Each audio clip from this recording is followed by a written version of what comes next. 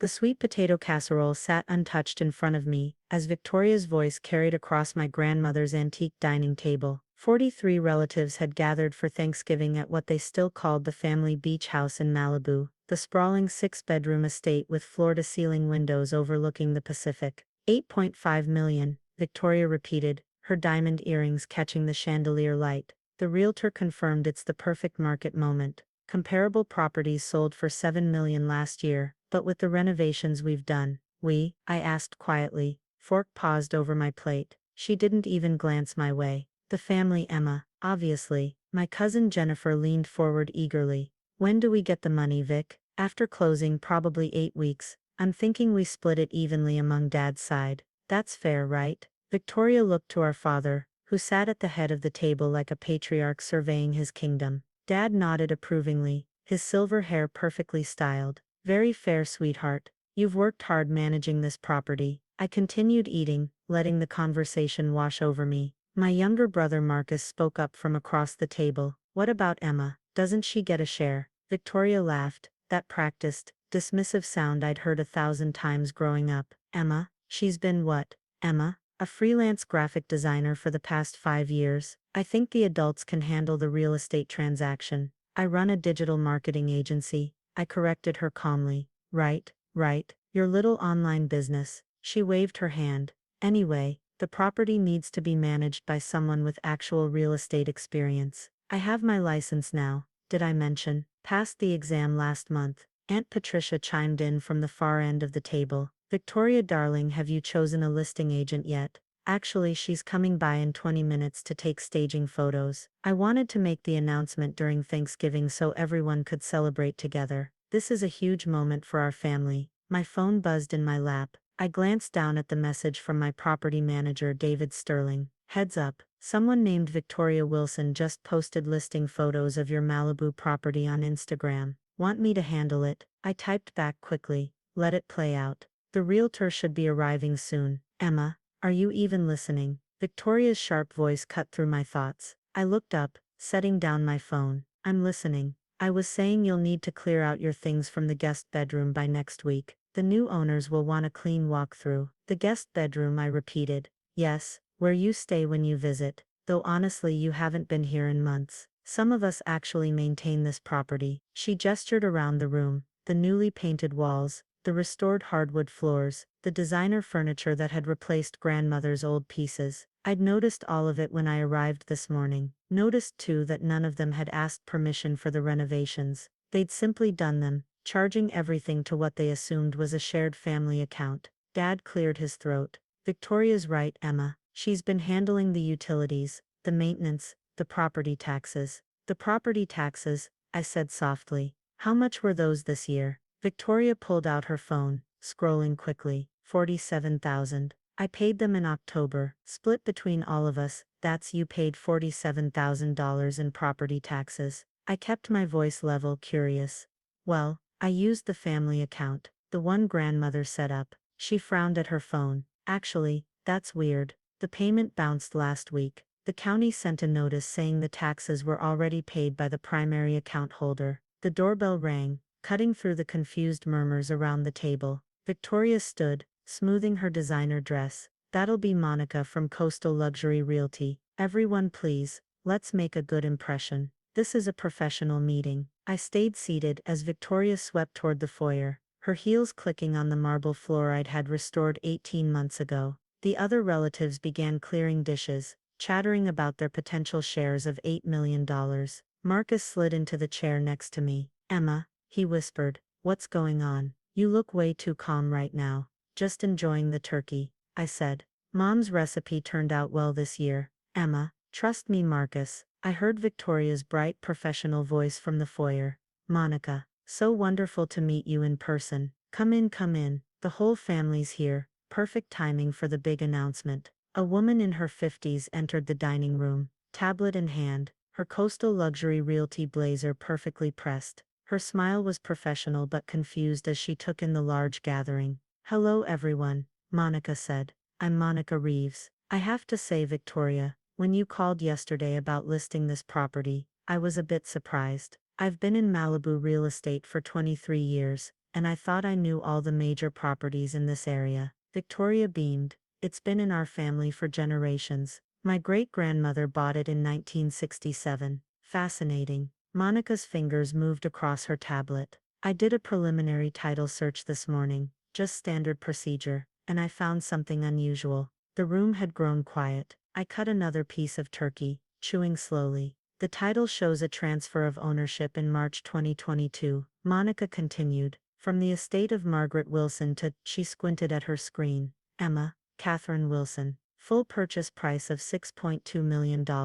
Paid in cash. Victoria's laugh was strained. That's impossible. My sister doesn't have that kind of money. The county records are quite clear, Monica said, her professional demeanor flickering with uncertainty. Emma, Wilson, is that you? 43 pairs of eyes turned to me. I set down my fork and wiped my mouth with the linen napkin, the expensive ones Victoria had bought last month without asking. Yes, I said simply. Did you purchase this property in March 2022? Monica asked. I did. The silence was absolute. Even the ocean seemed to stop crashing outside the windows. Victoria's face had gone white. You're lying. Why would you lie about something like this? I pulled out my phone, opening a folder I'd labeled property documents. I handed it to Monica, who began scrolling through the scanned files: deed of sale, title insurance, property tax receipts for the past 3 years, all with my name on them. These look legitimate, Monica said slowly. She glanced at Victoria. Miss Wilson, did you have permission from the property owner to list this house? This is family property. Victoria's voice rose. Emma, stop this ridiculous game right now. It's not a game, I said calmly. Grandmother left the property to me in her will. You were all at the reading. I bought it from the estate for fair market value. Dad stood abruptly, his chair scraping against the floor. That's a lie, Emma. Your grandmother left the property to all of us, to be shared equally. No, Dad, she left it to me. She also left you her investment portfolio, about 1.2 million, if I recall. Marcus got her art collection. Victoria got her jewelry. The beach house was specifically bequeathed to me. Why would she do that? Aunt Patricia demanded. I met her gaze steadily. Because I was the only one who visited her every week for the last 5 years of her life. I was the one who sat with her during chemotherapy. I took her to doctor's appointments, managed her medications, read to her when she couldn't sleep.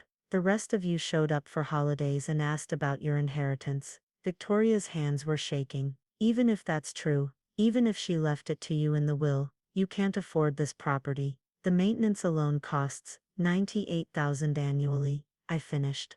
Plus the property taxes, insurance and regular upkeep. I'm aware. I've been paying all of it for the past 3.5 years. Marcus's voice was quiet. Emma, how did you afford $6 million? I looked at my little brother, the only one who'd asked with genuine curiosity rather than accusation. My little online businesses generated $3.4 million in revenue last year. We handle digital marketing for 17 Fortune 500 companies. I have 42 employees across 3 offices. That's impossible, Victoria said flatly. You work from a laptop in coffee shops. I work from wherever I want, I corrected. That's one of the benefits of building a successful remote-first company. I also own the building where our Los Angeles office operates, the one on Wilshire Boulevard. Purchased it in 2021. Dad's face had turned red. And you never told us. Your own family. I tried, Dad. Remember my college graduation? I told you I'd landed 3 major clients. You said, that's nice, honey. When are you getting a real job? Victoria's engagement party. I mentioned we'd hit our first million in revenue. You laughed and said, congratulations on your imaginary money. I stood, walking to the window that overlooked the beach. The sunset was painting the sky orange and pink, reflecting off the water like liquid fire. Every family gathering, you've dismissed what I do. Victoria got an MBA, that was celebrated with a party at the country club. Marcus went to law school. You bought him a car. I built a company from nothing, and you called it freelancing from coffee shops. Because you never corrected us. Victoria's voice was sharp with desperation. You let us think. I let you think whatever you wanted to think, I said quietly. After a while, it was easier than arguing. And honestly, it showed me who actually cared about my life. versus who just wanted to categorize me as the family failure. Monica cleared her throat delicately.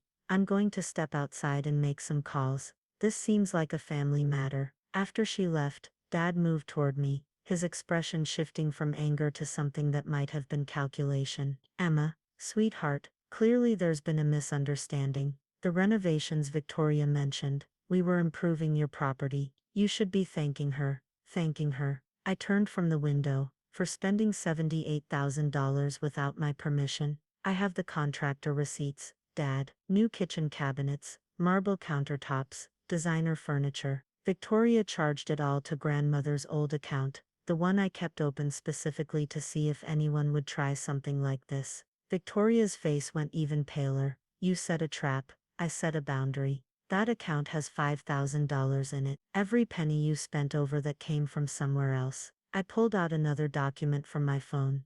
These are credit card statements in your name, Victoria. You opened them using this property as collateral, property you don't own. Marcus whistled low. That's fraud. That's family. Victoria shouted, we're supposed to share. This house has always been for all of us, and you're welcome to use it, I said. Just like you have been. I never restricted your access. I kept the door code the same. I paid for everything quietly, never asking for reimbursement, but listing it for sale without my knowledge or permission. That crosses a line. Aunt Patricia stood, gathering her purse. I don't need to listen to this. Emma, you've always been difficult, selfish. This is exactly the kind of drama I'd expect from you. Difficult. I felt something cold settle in my chest. Aunt Patricia, do you remember last Christmas, when you needed a loan for Uncle Robert's medical bills? $50,000. She froze, hand on her purse strap. An anonymous donor paid the hospital directly. I continued. That was me. And the year before, when cousin Jennifer's student loans were in default, someone paid them off. Also me. I've been quietly helping this family for years, and none of you even noticed, because you were too busy assuming I was broke. Jennifer's face had gone bright red. You paid my loans. All 68,000, I confirmed. You mentioned them once at Easter, said you might have to drop out of graduate school. I handled it. The room had gone silent again, but it was a different quality of silence, heavy with shame rather than shock. Dad sat down heavily. Emma, I don't understand. Why didn't you tell us? Why let us think? Because I wanted to see who you all were when you thought I had nothing to offer, I said, and I learned a lot. Victoria called me a failure to my face at least a dozen times. You, Dad, told people I was still figuring things out when I'm 32 years old with a multi-million-dollar company. Marcus, I smiled at my brother, you're the only one who ever asked about my work like you actually cared about the answer. Marcus looked down at his plate. I'm not angry, I continued. I'm disappointed. But mostly, I'm tired. I'm tired of being dismissed. I'm tired of being the punchline. And I'm especially tired of being taken advantage of. Victoria's voice was small. What are you going to do? I considered the question. The house was worth $8.5 million now. Victoria had that much right. The renovations had added value, even if they'd been unauthorized. I could sell it, split the proceeds, wash my hands of all of this. But that's what they expected. The dramatic gesture, the punishment, the revenge. Here's what's going to happen, I said, instead. Victoria, you're going to return every piece of furniture you bought without permission. The original pieces are in a storage unit. I moved them before you could sell them. You'll reimburse the account for the renovation costs through a payment plan I'll establish. Marcus, you're welcome to use the house whenever you want. You're the only one who's never taken advantage. I looked at my father. Dad, you and I are going to have family dinners. Real ones, where you ask about my life and actually listen to the answers. No more dismissive comments about my career. No more comparing me to Victoria's real accomplishments. And if I refuse, he asked quietly, then you won't be welcome in this house anymore. Your choice. Aunt Patricia made a disgusted sound. This is blackmail. No, this is boundaries, I corrected, which I should have set years ago. You're all welcome to leave if you find the terms unacceptable. No one moved. Monica knocked tentatively on the door frame. I'm sorry to interrupt, but I do need to clarify. Will there be a listing or not? No listing, I said firmly. This property is not for sale. Understood. Victoria, I'll need you to sign some paperwork, acknowledging that you attempted to list a property without owner authorization. Standard legal protection for the agency. Victoria looked like she might be sick. Will you report this? That depends on Miss Wilson. Monica glanced at me. The property owner, I mean. Emma. Everyone turned to me again. I could press charges. Fraud, attempted theft, unauthorized use of credit in my name. Victoria could face real legal consequences. No charges, I said. But Victoria, you need therapy. This level of entitlement, the financial decisions, the lies, that's not normal. I'll pay for it, but you have to go. You can't be serious, Victoria whispered. I'm completely serious. You tried to sell an $8 million property you don't own. That's not just greedy, that's delusional. Get help. Dad stood again, his voice careful. Emma, what you're asking, family therapy, changing how we interact, that's a lot. It's the minimum, I said. And Dad, I know about the investment account you opened in my name without permission, the one you used to fund Victoria's business school. His face went gray. Grandmother left me that money too. $150,000 for Emma's future, the trust documents said. You took it when I was 23 and told me the market had crashed. I hired a forensic accountant last year. I know exactly where it went. I was going to pay you back, he said. When? I'm 32 now. It's been almost a decade. I shook my head. I don't want the money back, Dad. I want honesty. I want respect. I want you to see me as an adult who's built something real, not as a child who needs your guidance. The sunset had deepened outside, the sky turning purple and dark blue. Inside the dining room, my family stood in various states of shock and shame, their Thanksgiving dinner forgotten. I need some air, I said, walking toward the deck. Marcus followed me outside. The ocean breeze was cool, carrying the salt smell I'd loved since childhood. This house had always been my favorite place, not because of its value, but because of the memories. Grandmother teaching me to paint watercolors on this deck, reading books in the window seat upstairs, walking the beach at dawn. I'm sorry, Marcus said quietly. I should have stood up for you more. You were busy with law school, and honestly, you never put me down. That counts for something. Victoria's going to hate you now. Victoria's hated me since I was born. She just hid it better before. I leaned against the railing. She's 3 years older and spent our entire childhood competing with me over things I didn't even care about. When I stopped competing back, she decided I must be failing. Dad's not going to change, Marcus warned.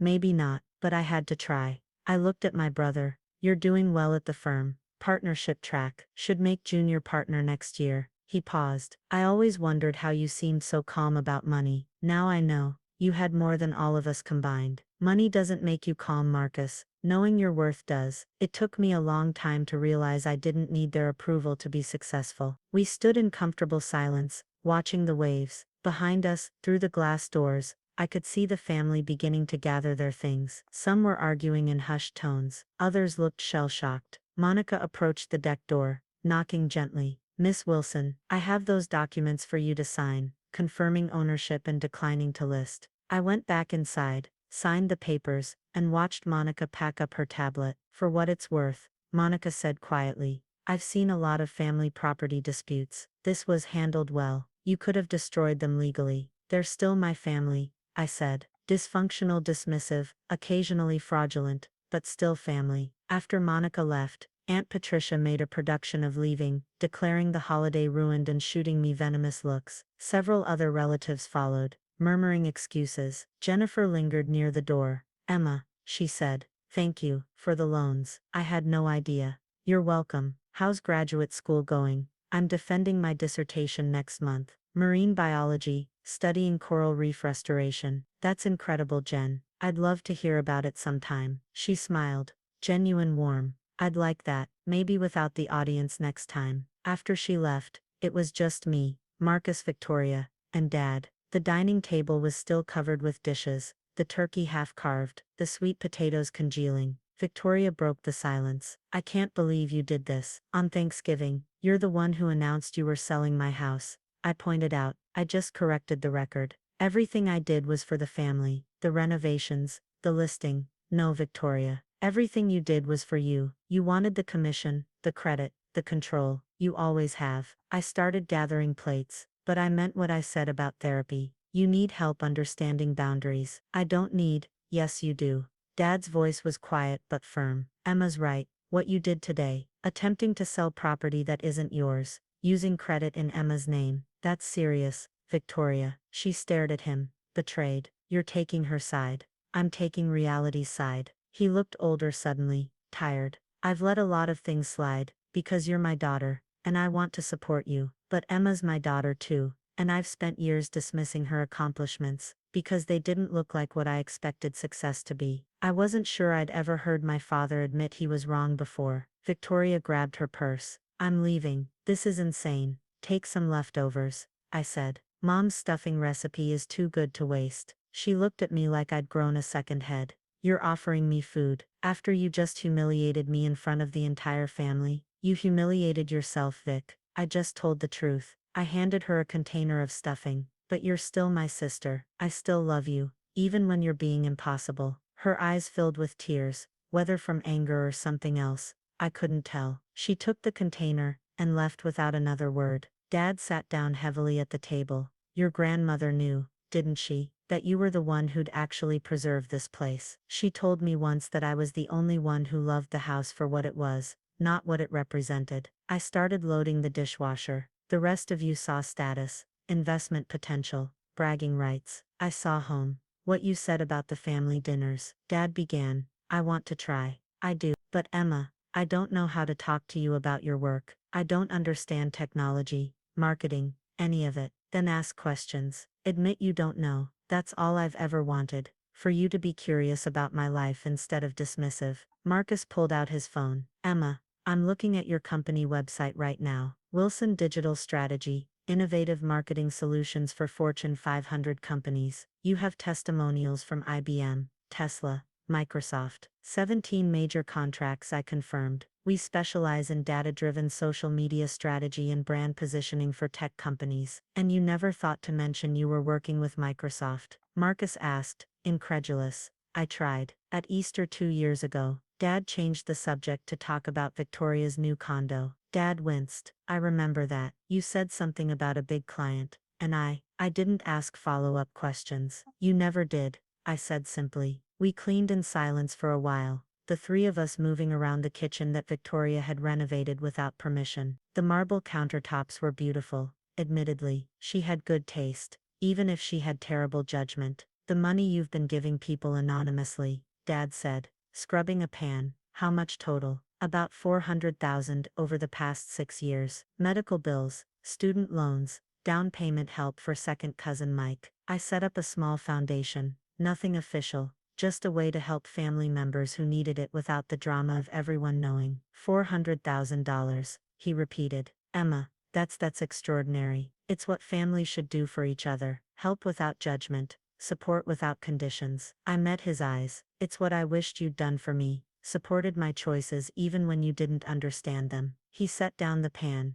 turning to face me fully. I'm sorry, I truly am. I compared you to Victoria because she chose a path I understood. Business school, corporate job, traditional markers of success. When you went a different direction, I thought you were making a mistake. And now, I see I was the one making the mistake. He dried his hands on a towel. Tell me about your company. Really tell me. I want to understand. So I did. We sat at the kitchen island, Marcus, Dad, and me, and I explained what Wilson Digital Strategy actually did. How we'd started with 3 clients, and grown through word of mouth and results. How we'd navigated the pandemic by helping companies shift their entire marketing strategies online. How we'd recently expanded into AI-assisted content creation. Dad asked questions, real questions, not dismissive ones. Marcus showed him our website, the case studies, the client testimonials. For the first time in years, my father looked at me like he was seeing me clearly. I'm proud of you,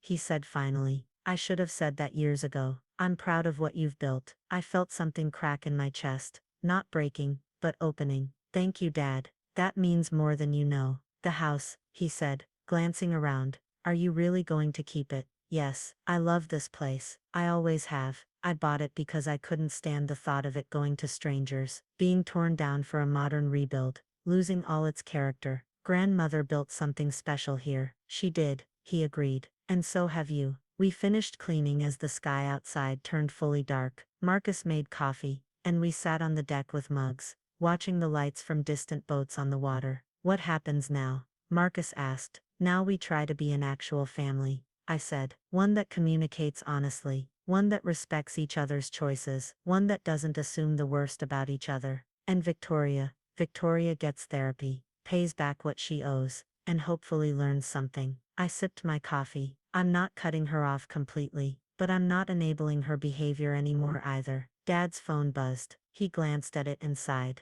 Your Aunt Patricia, she's demanding I do something about your ridiculous power play. What are you going to tell her? He typed for a moment, then showed me the message. Emma owns the house. She's being more generous than Victoria deserved. The subject is closed. Good enough? He asked. More than good enough. We sat together, as the night deepened, the sound of waves providing a constant rhythm. Tomorrow there would be more conversations, more adjustments, more family drama. Victoria would push back. Aunt Patricia would make snide comments, and various relatives would have opinions about how I'd handled things. But tonight, I sat in my house, the house I'd bought with money I'd earned, the house I'd protected and preserved, the house that represented everything I'd built while my family wasn't paying attention, and felt at peace. Marcus raised his mug to Thanksgiving revelations. Dad raised his to honesty. I clinked my mug against theirs. To family, the messy, complicated, sometimes fraudulent, hopefully improving family. We drank our coffee and watched the stars come out over the Pacific. And I thought about grandmother sitting in this exact spot, telling me that someday I'd understand why she was leaving me the house. You'll be the one who protects it, she'd said, her hand frail in mine, during one of our last conversations. Not because you want to own it, but because you love it. That's the difference, Emma. Love versus possession. I understood now. I'd bought this house not to possess it, but to preserve it. Not to exclude my family, but to protect what it represented. Memory, sanctuary, home. And in doing so I'd learned exactly who I was without their approval, their recognition, or their understanding. I'd built a life that didn't require their validation to be valuable. The Realtor had seen my name on the title, but more importantly, I'd seen myself clearly, successful, capable, generous, and finally done apologizing for being all those things. The turkey leftovers were wrapped in the fridge, the dishes were clean, the house stood solid around us, windows glowing warm against the dark beach, and somewhere in Los Angeles, Victoria was probably still processing the fact that her little sister, the failure, the freelancer, the one who still hadn't figured things out, owned an $8.5 million property, and had been quietly supporting the family for years. Let her process. Let them all process. I was done making myself smaller to fit their expectations. I was done hiding my success to avoid their discomfort. I was done being anyone other than exactly who I'd worked so hard to become. The beach house stood behind me, solid and real, with my name on the deed. And that finally was enough.